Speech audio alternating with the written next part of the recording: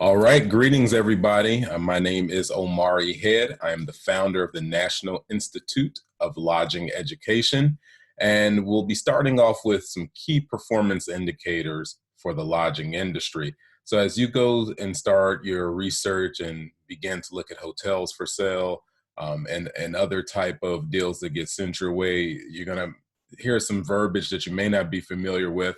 So just want to run you through some things real quick so that you get a little bit more familiar and know what you're looking at. And also in some upcoming slides that I'll be doing at a later date, that way that this will be a little bit more familiar to you. At least your eyes will have touched it once before. So with that noted, let's get right into it. So some of the key performance indicators, and there could be a few different used on the valuation side, but I'll just give you kind of some high level ones here. First one is average daily rate.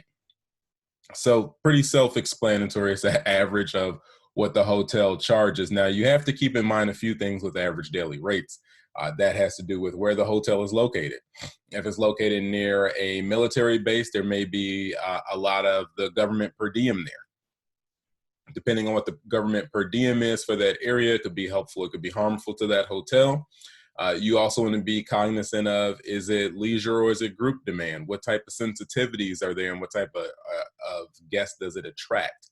Additionally, your average daily rate is looked at on a daily, weekly, monthly, quarterly, annual basis. There's a lot of different time frames that you can look at it for.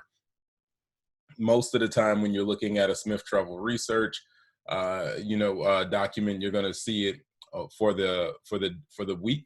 You're going to see it for the month. You're going to see it for the trailing 3, and you're going to see it for the trailing 12. That kind of gives you a good idea of how the moving averages are looking, and also helps you benchmark against your competitive set. The other thing is occupancy. So the occupancy is, we're pretty self-explanatory, but we're looking at it in a percentage, and it's going to be of used rooms to available for a certain time period. So again, on the same thing, daily, weekly, monthly, quarterly, trailing 12, all those things on an annual basis are going to be important. Now, you can't look at either one of those individually. They don't tell the full story. So you could see something that you say, hey, this has a low rate. I'm not interested. I want something that has X amount of rate. Well, just because it has a low rate, it may be extremely high occupancy because they're doing what's called like a heads and beds revenue management model where they have a really suppressed rate, but they're doing huge occupancy numbers. And that's actually who performed the best recently. The other thing is with occupancy, you can't look at it and say, oh, this is high occupancy, this is great, but they may be leaving some money on the table, with something that's high occupancy that has low rate. So you got to figure out how to get the right guest at the right price through the right channel at the right time and the right room type. And that, in short, is revenue management. But neither one of those tell the whole story. But RevPar is a huge indicator of a hotel's health, right? So that is short for revenue per available room. And that is essentially the average daily rate times the occupancy. So that gives you a really good quick indicator of what the hotel's health is. That is expressed in a dollar amount.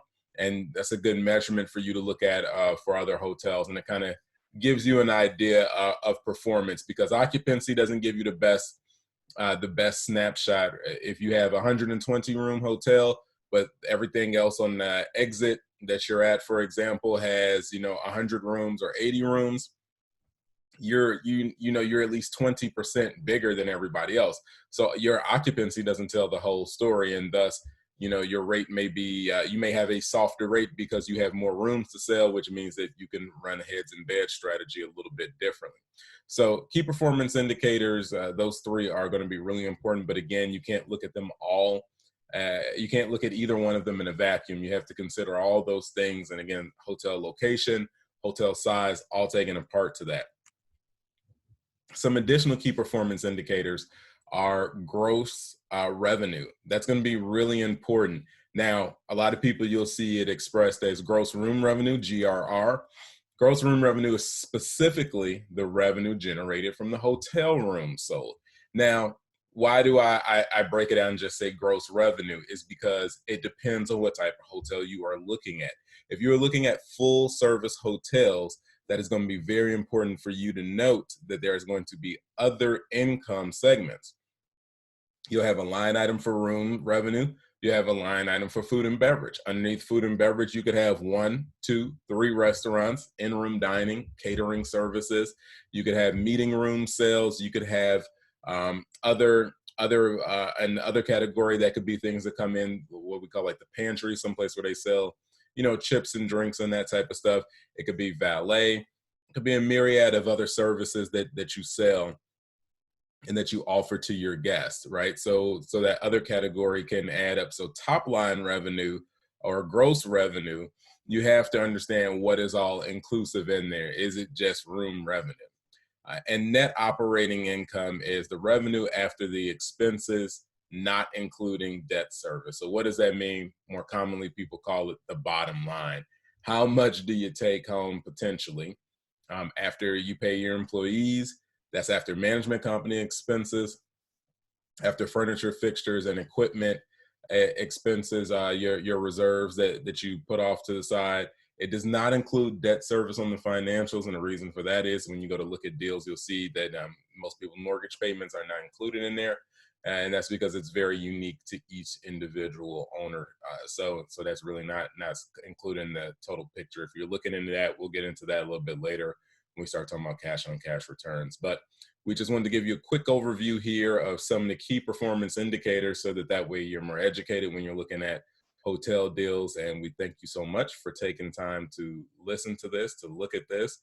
And please be sure to share with other individuals in your circle who may be interested in hotel ownership.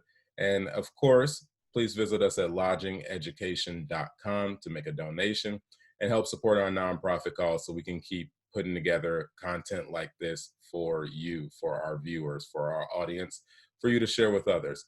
Thank you so much, and you all have a good time until later when you check in with the National Institute of Lodging Education. Thank you so much.